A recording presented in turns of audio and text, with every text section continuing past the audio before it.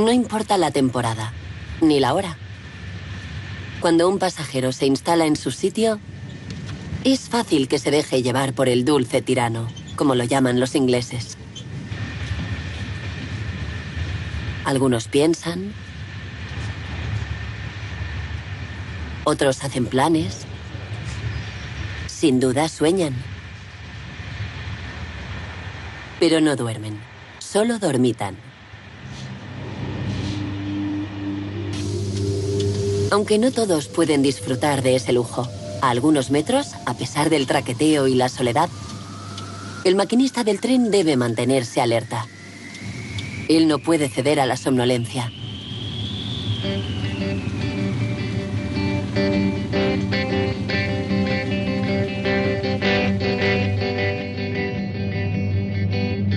Más pronto o más tarde, todos nos encontramos ante responsabilidades. En un mundo que va cada vez más deprisa, la mínima distracción puede ser fatal.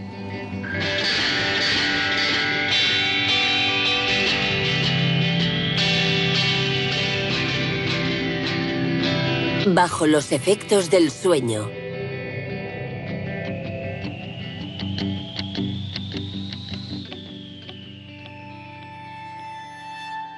¿Qué es la somnolencia exactamente? Es un estado natural extraño.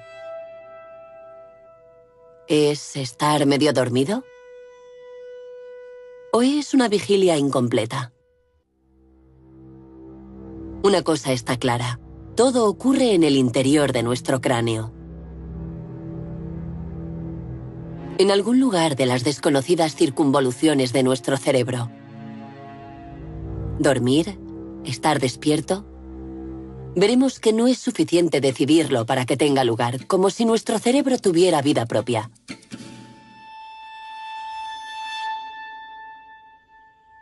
Un momento de ausencia. ¿Quién puede recordarlo?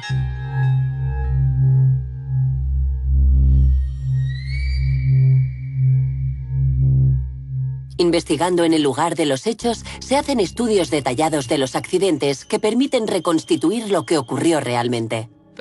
Él aseguró que iba a unos 80 kilómetros por hora y que le sorprendió el ruido de la gravilla.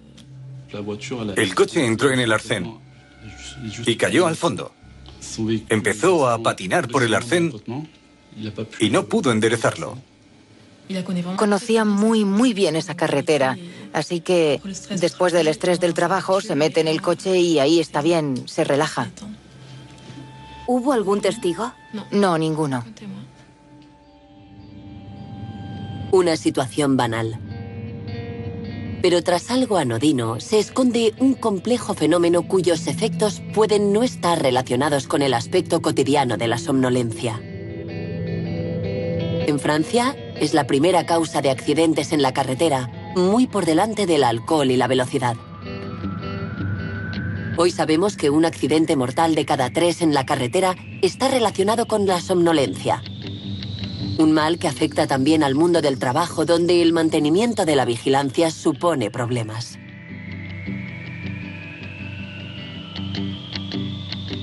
Para comprender los mecanismos de la somnolencia, Alain Misset tuvo la idea de utilizar un simulador de conducción como herramienta de investigación.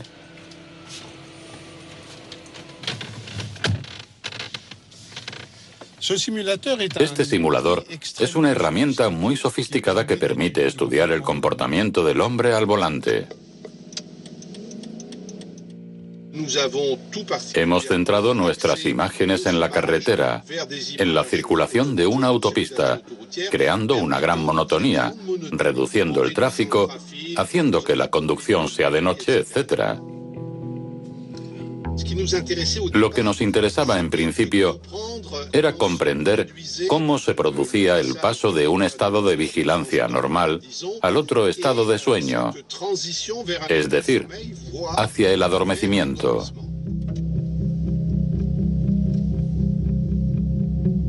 Gracias a un dispositivo que registra la actividad cerebral, los investigadores pudieron medir la somnolencia, que aquí llaman hipovigilancia.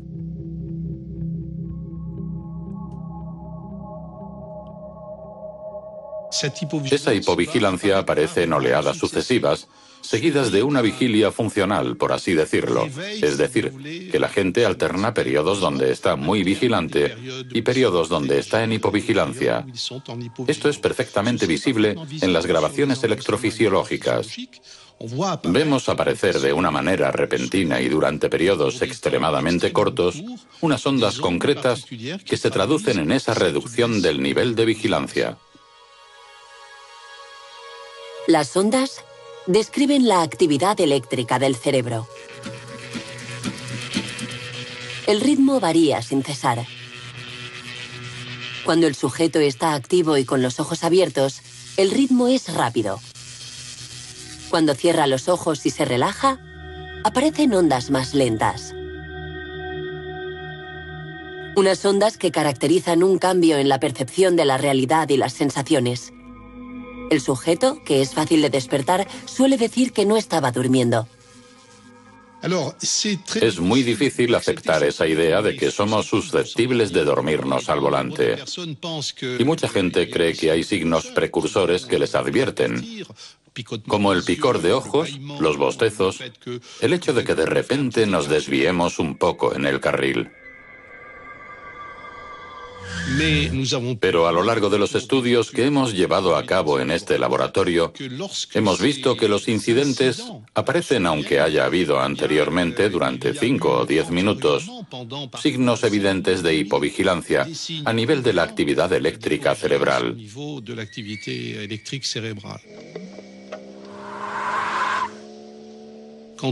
Cuando dicen que el conductor ha perdido el control del vehículo, a menudo, al comienzo de esa acción, hay un episodio de hipovigilancia.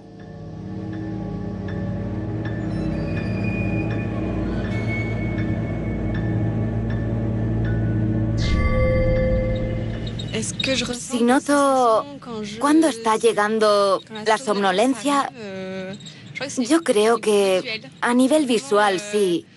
Siento fatiga visual, me duelen los ojos, empiezo a parpadear, tardo en reflexionar, me siento como más lenta. Sí, eso siento. Yo siento como... me siento como floja.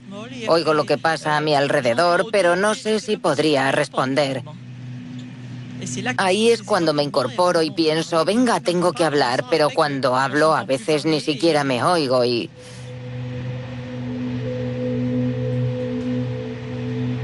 ¿Qué sabemos del comportamiento de un cerebro que se duerme? Durante mucho tiempo se pensaba que cuando nos dormíamos, nuestro cerebro también se dormía de una manera global. En los años 80, más o menos, empezamos a tener algunas pistas a nivel electrofísico que demostraban que no era así. Y en los años 90, las nuevas técnicas mostraron que el cerebro no se dormía en masa, por así decirlo. Sabemos algo más sobre el proceso de adormecimiento desde que unos investigadores empezaron a grabar lo que les ocurría a los pacientes hospitalizados. Michel Magnen está interesado en la manera en que el cerebro trata la información. Hay una estructura muy importante que es el tálamo. ¿Por qué es importante? Pues sencillamente porque toda la información que nos manda el mundo exterior tiene que pasar por el tálamo para llegar al córtex, donde esa información es descifrada. El tálamo se encuentra en el centro del cerebro. Es una estructura clave para mantener el sueño, la conciencia y la vigilancia. Cuando estamos despiertos, los órganos sensoriales envían información al tálamo que la descifra antes de enviarla al córtex para ser analizada. Pero cuando dormimos, el tálamo cesa su actividad mientras que en el córtex la actividad eléctrica continúa. Esos fragmentos de información hacen que sigamos despiertos de alguna manera. Y en ese juego de conexiones interrumpidas entre el tálamo y el córtex es donde se producen las alucinaciones, las pérdidas de conciencia. Cuando caemos en la somnolencia, siempre tenemos un cierto nivel de conciencia, pero ese nivel va modificándose y poco a poco atenuándose. Va desapareciendo conforme nos dirigimos a un sueño más estructurado y mucho más profundo.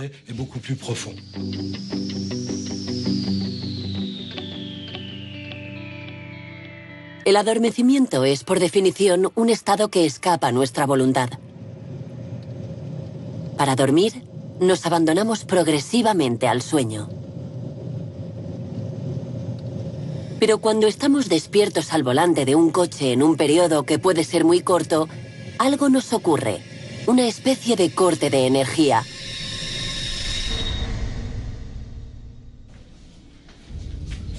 ¿Cómo es posible que no podamos resistirnos al adormecimiento? En la Universidad de Lieja, el neurofisiólogo Pierre Maquet intenta comprender el funcionamiento del cerebro con las técnicas de la imagen cerebral.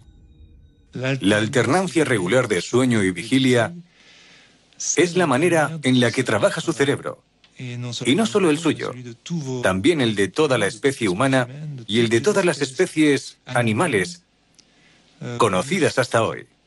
Hay que estudiar a la vez el sueño y la vigilia para comprender bien cómo el cerebro pasa del uno al otro y por qué necesita pasar del uno al otro. En una habitación donde la entrada de sonidos y luces está controlada, se está llevando a cabo un estudio. A tu derecha tienes la cama. Una joven sana ha sido privada de sueño y mantenida aislada de toda referencia temporal durante 3 días.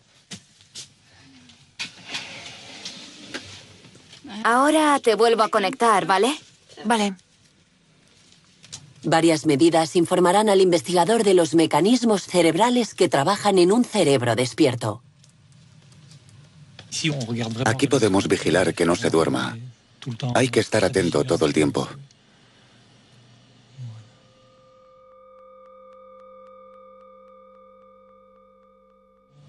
Pero al cabo de 52 horas de vigilia continua, empiezan a aparecer unos adormecimientos repentinos e incontrolables.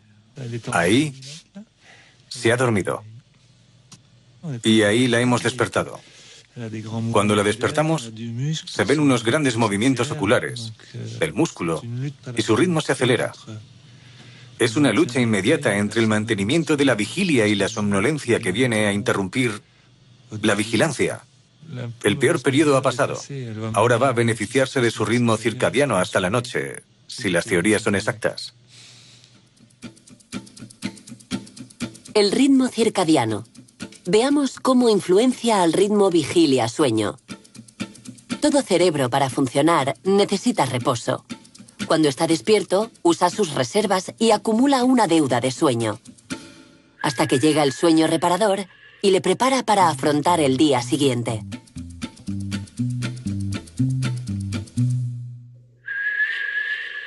Lo que muchos desconocen es que, paralelamente a ese ritmo de actividad y de reposo, hay otro ritmo biológico que guía al cerebro sin que lo sepamos. Es el ritmo circadiano, de casi 24 horas, la alternancia entre luz y oscuridad. El ritmo circadiano compensa la necesidad de sueño del cerebro, lo que hace que su rendimiento cognitivo, todo lo que debe hacer sin equivocarse, se mantenga constante durante todo el día. Si se priva al cerebro de reposo, su deuda de sueño aumentará mientras que el ritmo circadiano sigue su ciclo. Y cuando llega la noche, el ritmo circadiano ya no compensa la deuda de sueño. Ahí es cuando ocurre la pérdida de conciencia repentina, la somnolencia. Si, por ejemplo, va a recorrer Italia en coche de norte a sur de un tirón, convendría parar entre las 4 y las 7 de la mañana. Porque ahí es cuando ocurren los accidentes. El estudio sigue adelante.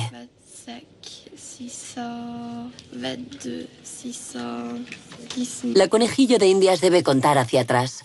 Una técnica para mantenerse despierta durante el transporte hasta la resonancia magnética.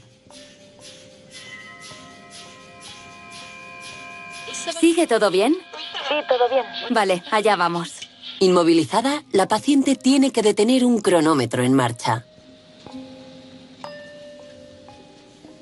La prueba demostrará la influencia de la presión del sueño en el tiempo de respuesta, así como las regiones cerebrales movilizadas.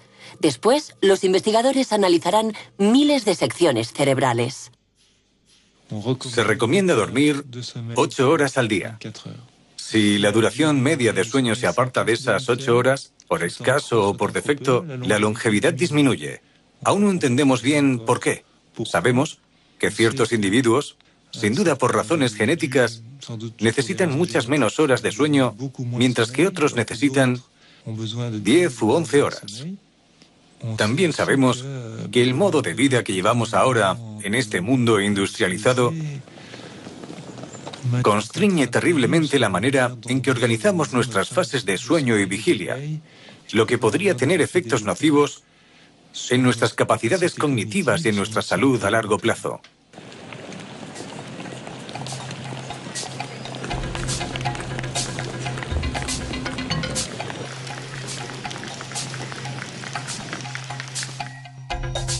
Cuanto más se habla de la vigilia y el rendimiento, más importante se vuelve la cuestión de la somnolencia. ¿Será este el mal de una época hiperactiva? La palabra somnolencia empezó a utilizarse sobre todo en el siglo XIX, desde que el uso de la iluminación eléctrica diera un empujón al ritmo natural, permitiendo una actividad continua. El hombre dividió su tiempo en 3 periodos de 8 horas, sin diferenciar el día de la noche. Y sin embargo, el hombre es una especie naturalmente activa por el día y, a priori, inactiva por la noche.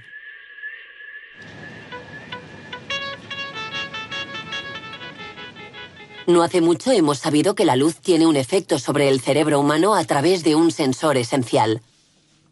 El ojo no solo sirve para ver, también está involucrado en la regulación de los ritmos biológicos, de la vigilia y el sueño, y la luz estimula directamente unas estructuras en el centro del cerebro. Claude Gronfier es investigador del Departamento de Cronobiología. Investiga la luz y su influencia para arreglar el reloj biológico de los que sufren desajustes horarios constantes.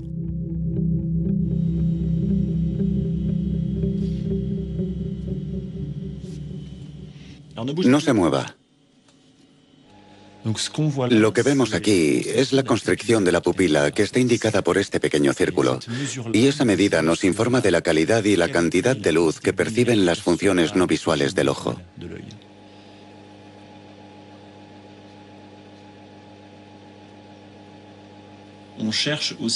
También buscamos determinar, con un objetivo clínico, cuáles son los espectros luminosos, los colores, las intensidades y las duraciones óptimas para activar esas funciones en los individuos que trabajan constantemente en situaciones de luz artificial.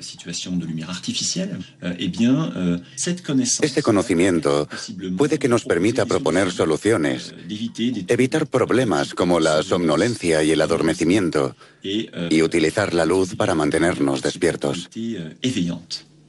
¿Qué luz utilizar? Pues aún no lo sabemos muy bien. Seguimos investigando. Pero sabemos que la luz azul es muy eficaz para activar los sistemas de vigilia, para inhibir los sistemas de sueño, para aumentar el rendimiento cognitivo y para activar los sistemas de vigilia y vigilancia.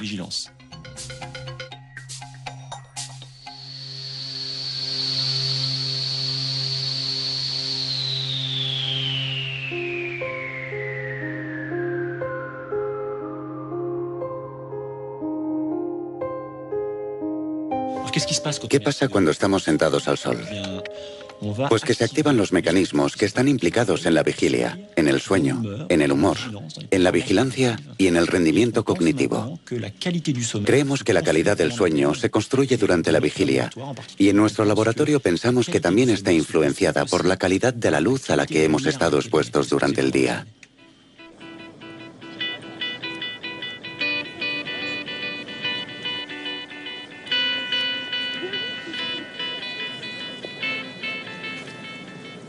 La somnolencia suele invadirme sobre todo cuando estoy sentado delante de una pantalla, por ejemplo. Y también en grandes reuniones, como por ejemplo en misa, cuando estoy sentado escuchando al cura. Eso también puede darme algo de sueño.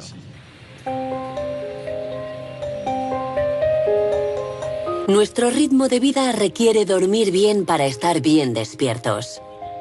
Y para dormir bien, hay que tener una vigilia activa. Estimular la mente, el cuerpo, salir a la luz. Pero cuando la somnolencia es crónica e incapacita, hay que acudir a una clínica del sueño como esta.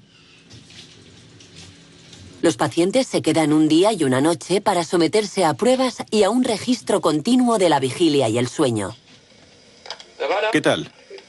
No muy bien, la verdad. ¿Qué ha pasado? Cuénteme.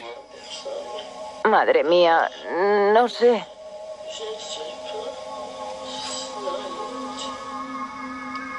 ¿Está mejor? Hay muchas enfermedades relacionadas con la somnolencia, pero la más grave es la narcolepsia. Es una enfermedad rara, afecta a menos de una persona de cada 2000, así que es una enfermedad rara. Y afecta más a los jóvenes. En el 80% de los casos se desarrolla entre los 15 y los 18 años, y hay que vivir con ella toda la vida, porque por suerte no es una enfermedad mortal, pero es la más grave en su campo. Las personas tienen una somnolencia muy particular. Se duermen enseguida. Suele costarles mucho evitarlo. Y duermen unos 10, 15 o 20 minutos. Después se despiertan y recuerdan lo ocurrido como un sueño. ¿Quiere decir algo, señora Da Costa? ¿Se está despertando? ¿Se acuerda perfectamente de todo lo que le he dicho? No sabía si era un sueño o era la realidad, porque recuerdo muy bien lo que sueño. Sí, pero esos sueños que parecían reales es lo que ha pasado. No, pero lo que ha pasado no me he movido, ¿no? No se ha movido. Pensaba que estaba en otra Sí, parte. me he movido, he caminado, he visto un montón de gente. De acuerdo. Sí. No tiene nada que ver con la somnolencia de una persona que padece apnea del sueño, por ejemplo, a la que le cuesta mucho despertarse por la mañana y cuando se echa una siesta dura 1 hora y se despierta muy cansada. Una persona con narcolepsia se duerme 3, 4, 5, 6 veces al día. Duerme 10 minutos y después está en plena forma. ¿Y cuánto tiempo se queda dormido? Un cuarto de hora. Entre 10 minutos y un cuarto de hora. Es difícil dormirse un cuarto de hora en clase, ¿no? Normalmente al cabo de 1 o 2 minutos el compañero de al lado te da un codazo para... Estoy como medio dormido. Vale. No desconecto totalmente, pero... A la somnolencia puede acompañarle un relajamiento muscular incontrolable, provocado por una fuerte emoción como la risa, el placer y también el miedo o la sorpresa. En cuanto a las perspectivas, evidentemente depende del trabajo que quiera hacer. Como, por ejemplo, piloto de avión, que no creo que pudiera. Pero no pasa nada, tengo claro que hay cosas que no podré hacer. Vale, efectivamente hay trabajos como camionero, conductor de autobús, taxista, que no están aconsejados, eso está claro. No son trabajos que me atraigan. Vale. La narcolepsia es una enfermedad modelo para comprender mejor todos los sistemas de vigilia y sueño. Gracias a esa enfermedad, hemos descubierto la existencia de una proteína en el cerebro. Si no existiera esa enfermedad, es posible que se hubiera descubierto igual, pero unos años más tarde. Pero desde el año 2000 hemos podido demostrar, el grupo de Stanford sobre todo y el equipo de Emmanuel Mignot, que en los perros labradores y Doberman había una mutación en un gen y que por tanto es una enfermedad genética transmisible en animales, en perros. Los experimentos con los perros que presentan los mismos síntomas que los humanos le permitieron al profesor Mignot aislar el gen que produce la famosa proteína, la orexina, implicada en la enfermedad. Están completamente paralizados. No hay ningún tono muscular, como si estuvieran durmiendo, pero en realidad están despiertos. Vamos, chicos. La narcolepsia ofrece una nueva perspectiva sobre los sistemas de vigilia que están provocados por unos complejos intercambios químicos. Entre los miles de millones de neuronas que constituyen el cerebro, algunas tienen la función de emitir señales que fomentan el despertar de otras neuronas. Las moléculas que transportan esas señales se llaman neurotransmisores excitadores. Hay varias y cada una corresponde a una red neuronal específica. Conocemos la adrenalina y también la histamina y la orexina, descubiertas recientemente. El estado de vigilia es el resultado de la activación de esas redes de neuronas que funcionan solas y en sinergia. En el caso de la narcolepsia, la desaparición de la orexina es lo que provoca un fallo de transmisión de uno de los sistemas de vigilia. Esa particularidad encaminó la búsqueda de nuevas moléculas hacia otras pistas. El profesor Lin dirige el Laboratorio de Fisiología Integrada del Sistema de Vigilia. Aquí mismo, hace unos 30 años, el profesor Michel Jouvet, especialista del sueño, descubrió un potente activador utilizado para mejorar la vigilancia de los soldados. Y todo gracias a sus investigaciones con gatos. El gato, dicho sea de paso, es un maestro en somnolencia. Hoy el profesor Lin está trabajando en una nueva molécula activadora. Aquí investigamos los mecanismos responsables de la vigilia y, sobre todo, nuestros estudios están centrados en dos sistemas principales de la vigilia, la histamina y la orexina. Nosotros fuimos quienes definimos el papel de la histamina en la vigilia. Ha sido una investigación que ha durado entre 20 y 25 años. Para el profesor Lin, la somnolencia es un déficit de la vigilia que permite mostrarnos los mecanismos centrales responsables del mantenimiento de esa vigilia. El gato fue el modelo en la investigación del sueño, pero la investigación de los sistemas de vigilia se centra en los ratones. Este es un ratón normal con un ciclo de vigilia y sueño también normal. Y como ven, está muy activo y es difícil de coger. Y este es un ratón genéticamente modificado. Como ven, presenta todas las características de la obesidad. Está enorme. En este caso, los sistemas de histamina y orexina se han abolido. Por eso tiene todos los signos de la somnolencia a nivel de comportamiento y electroencefalográfico. De hecho, este ratón se ha creado en el laboratorio y es único en el mundo. Gracias a estos modelos, los investigadores pueden probar los circuitos de la vigilia uno a uno basándose en los comportamientos que todo ser vivo practica todos los días. Primero está la vigilia ligada a la motivación. El ratón normal hace esfuerzos para trepar, tocar y llegar a la comida, mientras que un ratón que no tiene histamina no tiene ninguna motivación y se queda al fondo de la jaula.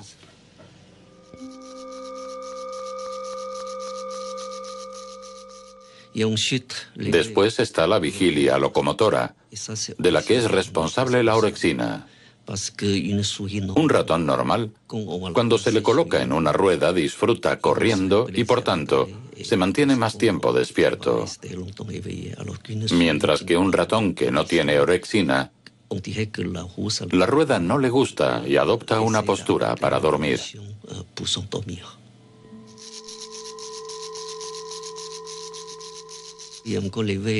Y después está la vigilia ligada a la anticipación, que también es una función biológica importante. Aquí hemos demostrado, por tanto, que la histamina, como la orexina, juegan un papel importante. Están en sinergia y se complementan en el control de la vigilia. Este metódico trabajo ha permitido perfeccionar una nueva molécula activadora que actualmente está siendo probada en pacientes con narcolepsia. El profesor Lin no es el único en este ámbito. Hay numerosos laboratorios en el mundo que llevan mucho tiempo buscando la píldora de la vigilia, que permitiría que todo el mundo se superara.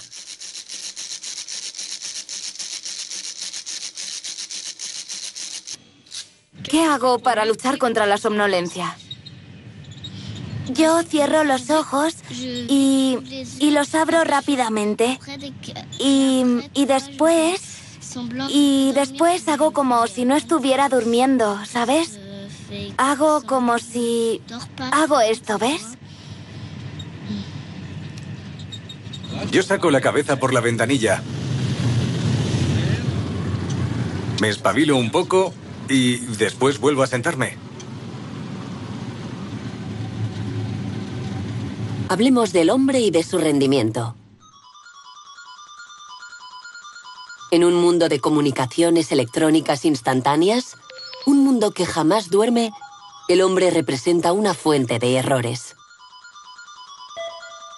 Eso es lo que los ergónomos que estudian el entorno del trabajo han bautizado como el factor humano.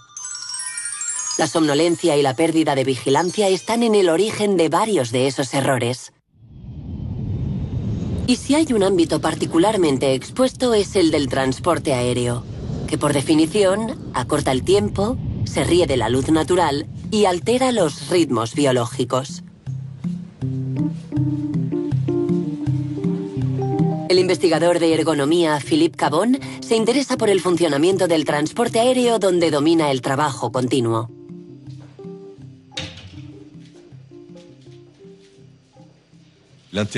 Mi interés por este ámbito laboral es porque acumula varias dificultades desde el punto de vista del factor humano. Además de que hay vuelos muy largos y, por tanto, tiempos de servicio muy largos, existe la problemática de la monotonía por la automatización de las cabinas modernas y también el hecho de enfrentarse a que estamos programados para dormir a ciertas horas y estar despiertos a otras. Dado que los casos de adormecimiento son cada vez más frecuentes en las cabinas de pilotaje y en las torres de control, las compañías han pedido medidas objetivas de la vigilancia. Esta prueba se realizó en un vuelo comercial largo de Nueva York a Bruselas. Son las 3 de la mañana. El investigador está sentado detrás. La copiloto se retira a descansar. Enseguida vemos aparecer signos de somnolencia que se manifiestan por una actividad motriz que aumenta y también vemos aparecer unos movimientos oculares lentos y cierres prolongados de los ojos. Aunque él está obligado a estar despierto, su cerebro presenta unos adormecimientos de varios segundos.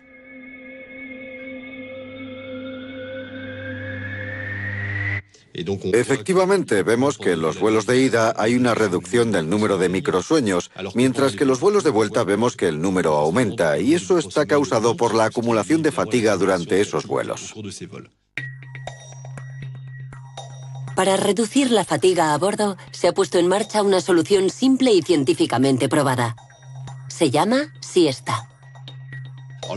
Se trata de sueños de corta duración, de unos 20 minutos, que realizan alternativamente el comandante y el copiloto. Hay estudios en Estados Unidos de hace unos 20 años que ya demostraron los efectos beneficiosos de la siesta. Y se ha demostrado que reducía el número de microsueños, sobre todo durante la última fase del vuelo, que es la fase más crítica en cuanto a seguridad. Pero para los vuelos largos de más de 20 horas, la siesta no es suficiente. Así que algunas compañías de los países más alejados pidieron a los investigadores que trabajaran en una gestión global de la somnolencia, que aquí se llama el riesgo-fatiga. A partir de ciertos datos de la cronobiología y de modelos matemáticos, nacieron unas nuevas normas basadas en la responsabilidad. ¿Cómo lo hacen? Concretamente, realizando un seguimiento sistemático de la fatiga de la tripulación. En cada vuelo, la tripulación tiene la posibilidad de hacer un informe sobre su nivel de fatiga. Y esa información se introduce en una base de datos de manera confidencial, por supuesto. Y en función de los niveles de fatiga que se identifican, se puede modificar el horario de la rotación o ampliar la tripulación, e incluso añadir un piloto en ese vuelo para reducir la fatiga de la tripulación. No dejan de adaptar las reglas de seguridad para ajustar todo ese conjunto de vuelos. La cuestión de la calidad de la vigilancia y del nivel de vigilia ocupa un lugar central en nuestra sociedad. Cada individuo tiene una opinión sobre sus propios límites, pero como toda opinión privada y subjetiva, comporta unos riesgos. ¿Podemos conocer objetivamente nuestro grado de vigilancia? En cuanto a la investigación, no podemos llegar tan lejos en los hombres como en los insectos.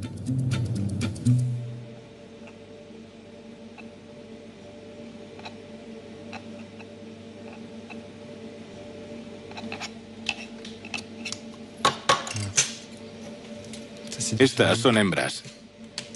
Y están más despiertas que los machos. En el caso de las moscas, las hembras están más despiertas que los machos, que se quedan al fondo del tubo. La Drosophila se ha convertido en una especie modelo para la biología fundamental. Mediante cruces sucesivos de estas moscas del vinagre, los investigadores han conseguido obtener la cepa con la que querían experimentar. La mosca está activa durante el día y duerme por la noche. Pero ¿cómo se sabe cuándo una mosca duerme y cuándo está despierta? Cada uno de estos sistemas, cada uno de estos tubos contiene una mosca. Cuando la mosca está despierta, está siempre en el centro del tubo. Y eso lo registra el ordenador gracias a una conexión.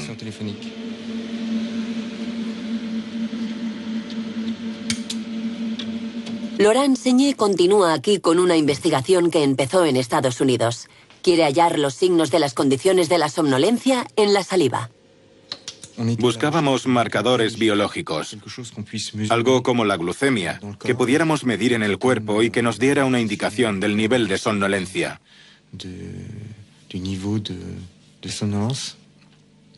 Para ello usamos cepas de moscas que son muy sensibles a la falta de sueño. Y privamos a esas moscas de sueño. Es una estimulación relativamente suave para las moscas, pero muy eficaz.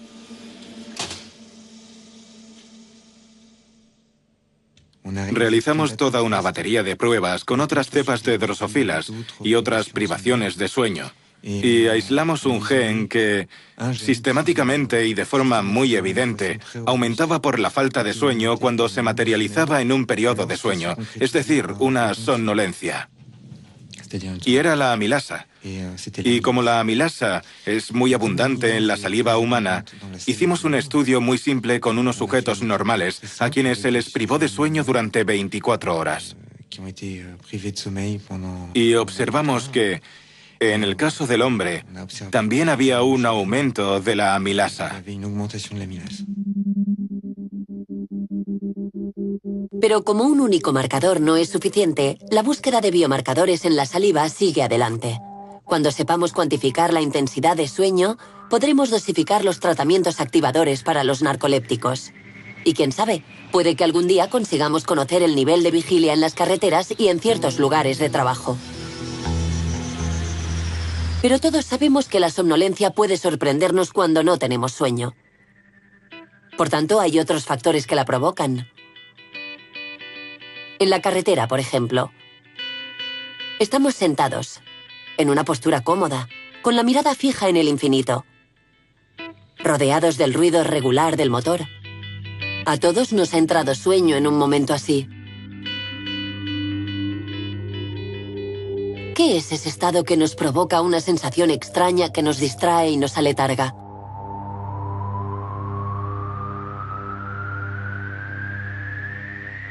Es un estado corriente e inofensivo en el tren, donde algo nos pone a soñar y nos lleva poco a poco.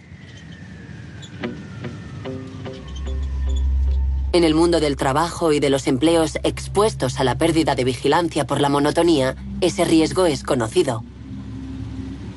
Cuando estudiamos el estado de los conductores, pasamos tiempo observando todos esos parámetros. Y siempre encontramos factores inherentes a la pérdida de vigilancia. Hay lugares donde el conductor presta menos atención a lo que hace, como cuando atravesamos la bus, por ejemplo, porque hay menos señalización, menos circulación, y hay más tendencia a que la mente se pierda un poco en reflexiones, a que pensemos en lo que vamos a hacer cuando acabemos la jornada laboral. Y hay que luchar contra eso. No es fácil, pero esas ensoñaciones son una pérdida de vigilancia.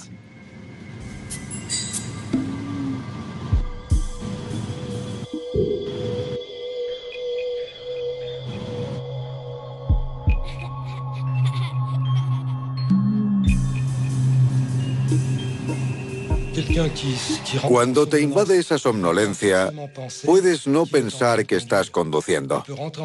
Puedes entrar en ese estado pensando en las vacaciones de las que disfrutarás más adelante, en verano. Por tanto, sales de la ocupación principal que tienes estando despierto para dispersarte en otras direcciones. Eso está ligado al hecho de que las informaciones del mundo exterior, como por ejemplo el paisaje que vemos cuando vamos en coche, ya no tienen un aporte de estímulos suficientes para poder ser integrado y analizado por el córtex. Por tanto, el tálamo organiza una especie de filtrado de esas informaciones y llegas a un nivel de conciencia modificado. Y el cerebro se pone, en cierta manera, a trabajar en sus propias informaciones. Las informaciones que están contenidas en la memoria o en lo vivido el día anterior o lo que ocurrió antes de hacer ese viaje en coche.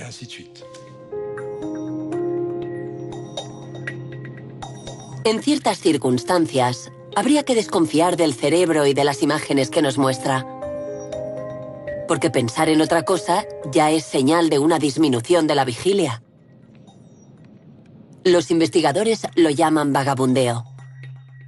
Arnaud Darjambot es psicólogo y estudia ese extraño funcionamiento del pensamiento. El vagabundeo de la mente es la aparición espontánea de pensamientos que no tienen nada que ver con lo que estamos haciendo, ni con nuestro entorno inmediato. Un ejemplo que todos conocemos es cuando estamos conduciendo un coche y nos damos cuenta en un momento dado de que tenemos la mente en otra parte, que nos estamos acordando de lo que hemos hecho por la mañana o estamos planificando cosas que tenemos que hacer después.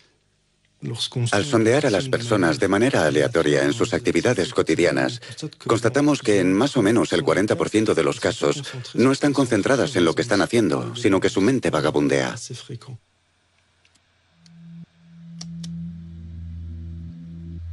¿Cómo descubrir un cerebro vagabundo? Poniéndole a hacer test de una monotonía infernal y registrando el tiempo de reacción y el número de errores. Los psicólogos llaman a este modo de pensamiento el modo por defecto. El cerebro vagabundea automáticamente.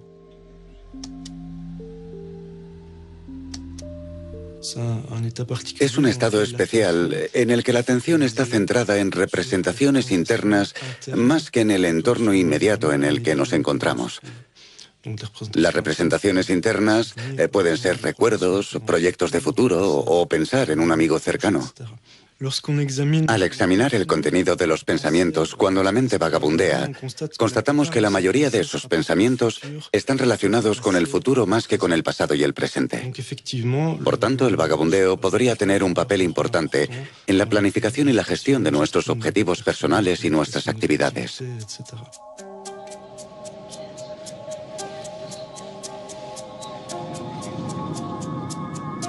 Aunque el vagabundeo es importante para la salud psíquica, también es peligroso. Uno entra en ese estado igual que cae en la somnolencia, de manera inconsciente. En unas condiciones de monotonía cada vez más extendidas y provisto de un cerebro que hace lo que le da la gana, el hombre es más que nunca un error en potencia. Para los maquinistas de tren, la cuestión de la vigilancia se planteó desde el inicio del ferrocarril y ha ido ajustándose conforme evolucionaba la tecnología. Cuando se encontró solo a bordo, sin mecánico, se perfeccionó un sistema llamado el pedal de hombre muerto.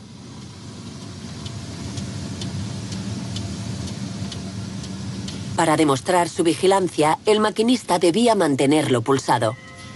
En caso de somnolencia, enfermedad o de muerte repentina, la presión se relajaba y la locomotora se paraba. Pero ciertos maquinistas podían dormitar manteniendo el pie apoyado. Por eso, para garantizar la seguridad, el sistema de vigilia automática, llamado VA, añadió una tarea. Si lo suelto unos segundos, suena un timbre. Y si no reacciono, el tren se para. Y si suelto la mano más de un minuto de la VA, suena otro timbre y el tren también se para automáticamente si no reacciono. Es cierto que entre colegas a menudo comentamos: he tenido un bajón. Es normal. A veces nos sobreviene la fatiga o la somnolencia, pero todo el mundo lo sabe.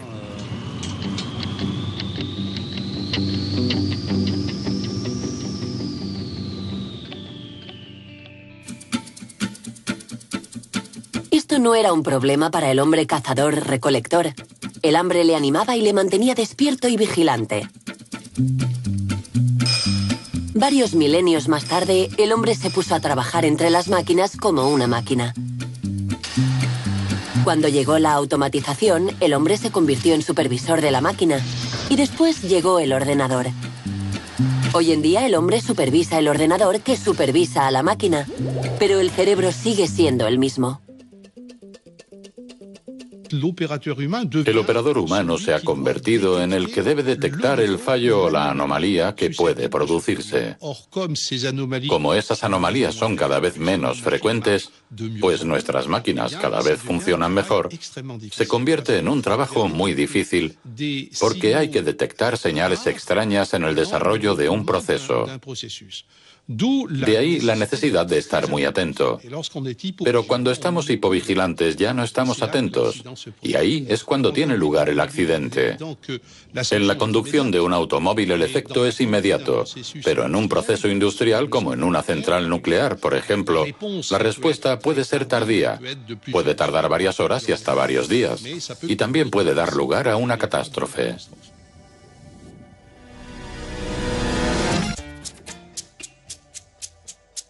Entre los profesionales más expuestos están los conductores de vehículos pesados.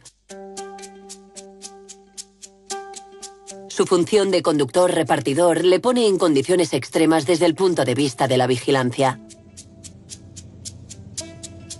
Además del estrés de las entregas y de los riesgos de la circulación, sufre la monotonía de la conducción en la carretera. En nombre de la seguridad y la rentabilidad, los constructores han mejorado los vehículos que se han convertido en joyas de la electrónica y la informática. Pero, ¿qué papel juega el hombre? Maxime Flamand coordina un estudio europeo sobre esa cuestión. En un vehículo pesado, hoy en día encontramos un sistema que regula la velocidad y otro que adapta la velocidad en relación al vehículo que le precede. Encontramos sistemas que se centran en las líneas de la vía y te mantienen en tu carril.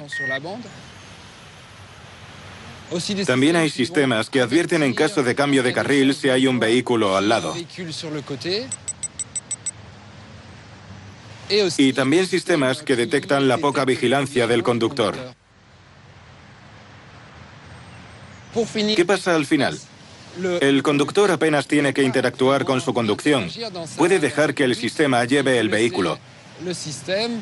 Solo tiene que estar atento. Demostrar que está atento teniendo los ojos abiertos.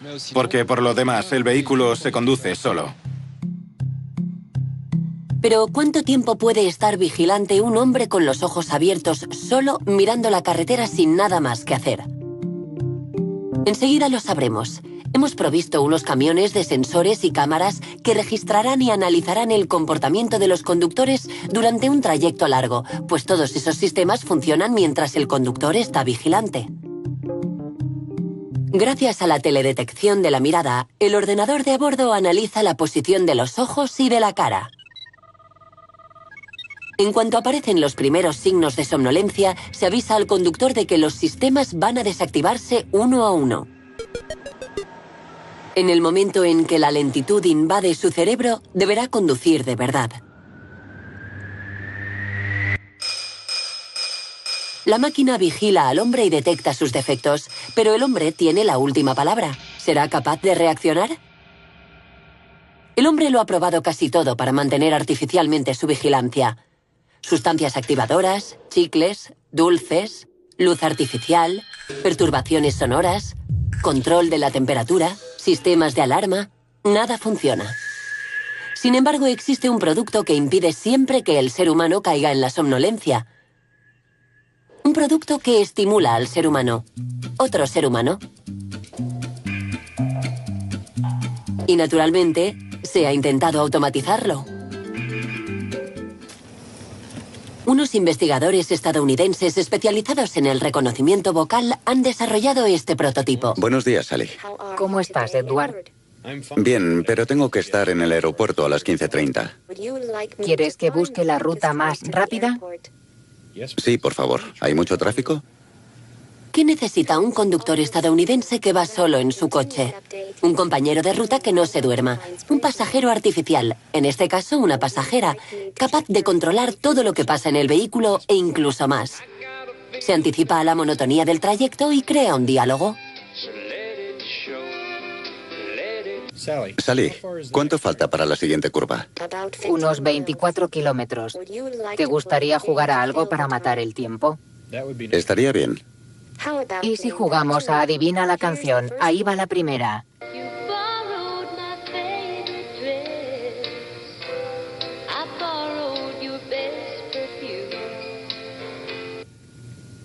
Es Out of Your Shoes.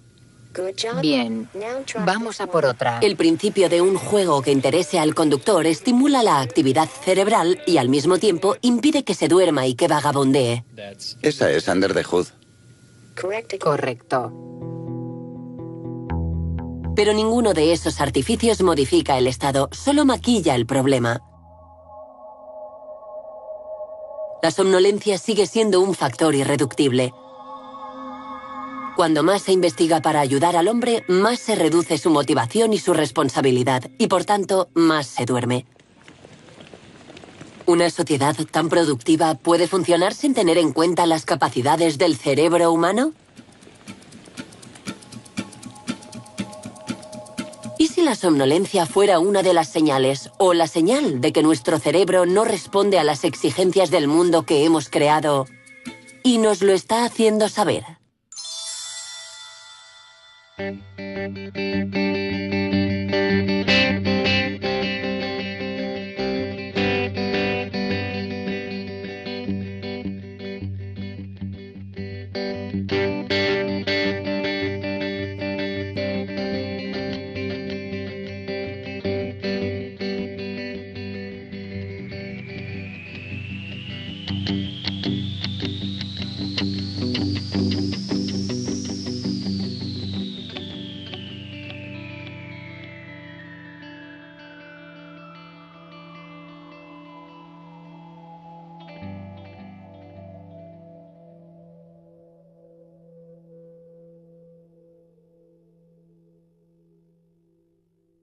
Carretera está relacionado con la somnolencia. Un mal que afecta también al mundo del trabajo, donde el mantenimiento de la vigilancia supone problemas.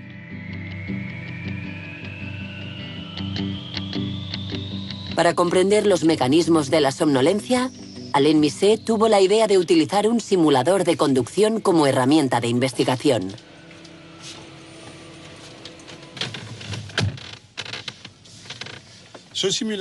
Este simulador es una herramienta muy sofisticada que permite estudiar el comportamiento del hombre al volante. Hemos centrado nuestras imágenes en la carretera, en la circulación de una autopista, creando una gran monotonía, reduciendo el tráfico, haciendo que la conducción sea de noche, etc. Lo que nos interesaba en principio era comprender cómo se producía el paso de un estado de vigilancia normal al otro estado de sueño, es decir, hacia el adormecimiento.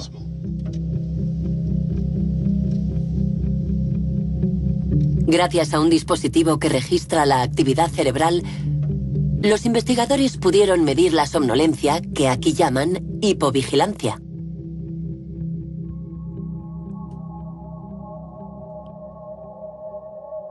Esa hipovigilancia aparece en oleadas sucesivas, seguidas de una vigilia funcional, por así decirlo. Es decir, que la gente alterna periodos donde está muy vigilante y periodos donde está en hipovigilancia. Esto es perfectamente visible en las grabaciones electrofisiológicas. Si noto cuándo está llegando la somnolencia, yo creo que a nivel visual sí.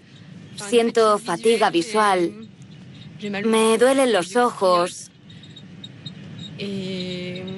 empiezo a parpadear, tardo en reflexionar, me siento como más lenta.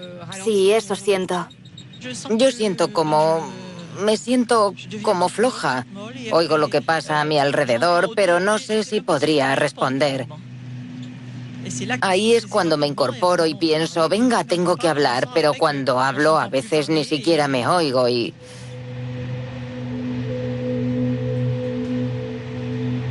¿Qué sabemos del comportamiento de un cerebro que se duerme?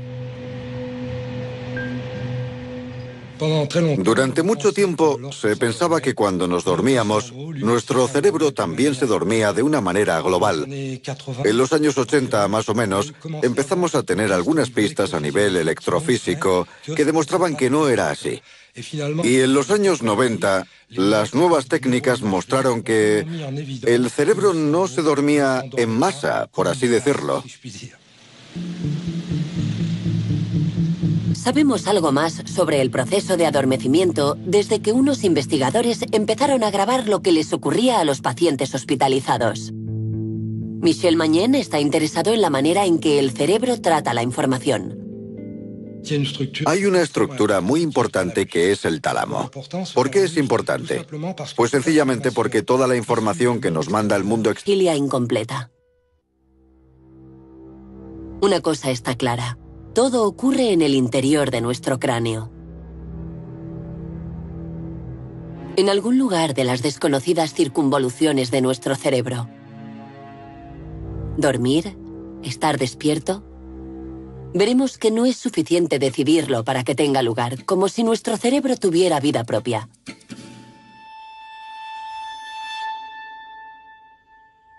Un momento de ausencia. ¿Quién puede recordarlo?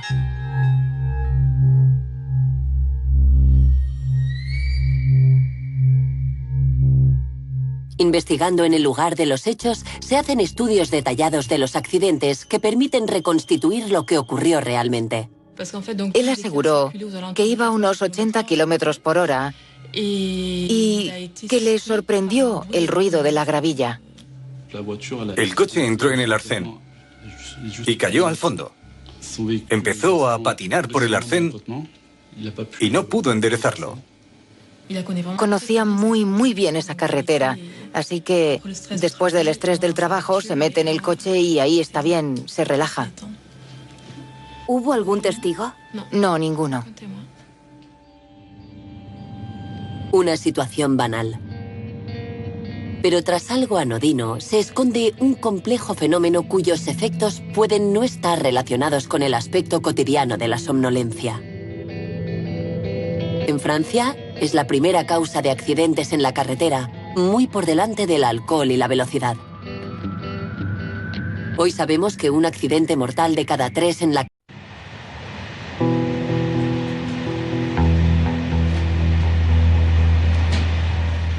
No importa la temporada, ni la hora. Cuando un pasajero se instala en su sitio, es fácil que se deje llevar por el dulce tirano, como lo llaman los ingleses. Algunos piensan, otros hacen planes, sin duda sueñan. Pero no duermen, solo dormitan.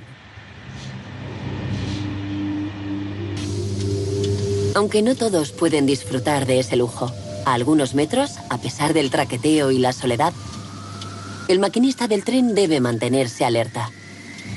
Él no puede ceder a la somnolencia.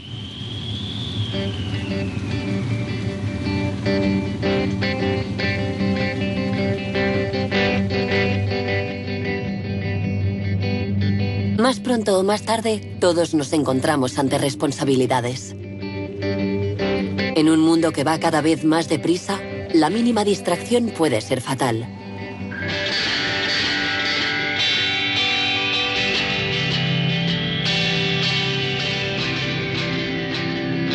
Bajo los efectos del sueño.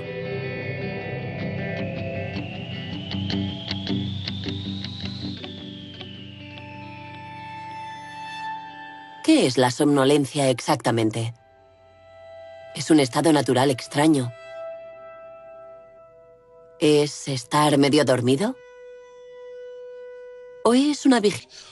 Vemos aparecer de una manera repentina y durante periodos extremadamente cortos unas ondas concretas que se traducen en esa reducción del nivel de vigilancia. Las ondas describen la actividad eléctrica del cerebro. El ritmo varía sin cesar. Cuando el sujeto está activo y con los ojos abiertos, el ritmo es rápido. Cuando cierra los ojos y se relaja, aparecen ondas más lentas. Unas ondas que caracterizan un cambio en la percepción de la realidad y las sensaciones. El sujeto, que es fácil de despertar, suele decir que no estaba durmiendo. Es muy difícil aceptar esa idea de que somos susceptibles de dormirnos al volante. Y mucha gente cree que hay signos precursores que les advierten, como el picor de ojos, los bostezos, el hecho de que de repente nos desviemos un poco en el carril. Pero a lo largo de los estudios que hemos llevado a cabo en este laboratorio, hemos visto que los incidentes aparecen aunque haya habido anteriormente, durante 5 o 10 minutos, signos evidentes de hipovigilancia a nivel de la actividad eléctrica cerebral.